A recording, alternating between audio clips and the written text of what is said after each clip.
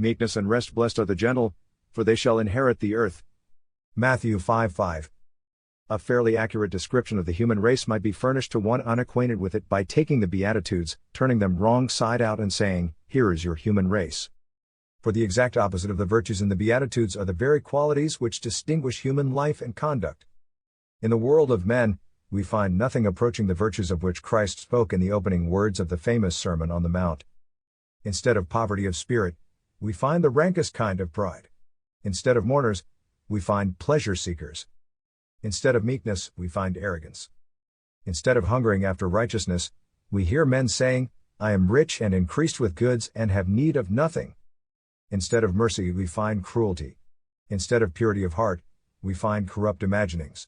Instead of peacemakers, we find men quarrelsome and resentful. Instead of rejoicing in mistreatment, we find them fighting back with every weapon at their command. Of this kind of moral stuff civilized society is composed. The atmosphere is charged with it, we breathe it with every breath and drink it with our mother's milk.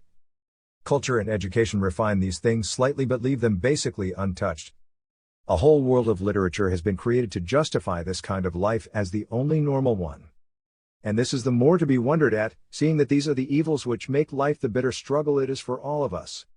All our heartaches and a great many of our physical ills spring directly out of our sins. Pride, arrogance, resentfulness, evil imaginings, malice, and greed are the sources of more human pain than all the diseases that ever afflicted mortal flesh. Into a world like this, the sound of Jesus' words comes wonderful and strange, a visitation from above.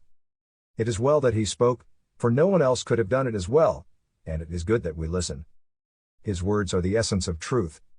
He is not offering an opinion. Jesus never uttered opinions. He never guessed, he knew, and he knows. His words are not as Solomon's were, the sum of sound wisdom or the results of keen observation. He spoke out of the fullness of his Godhead, and his words are very truth itself. He is the only one who could say blessed with complete authority, for he is the blessed one come from the world above to confer blessedness upon mankind. And his words were supported by deeds mightier than any performed on this earth by any other man. It is wisdom for us to listen and be empowered from within, my friends.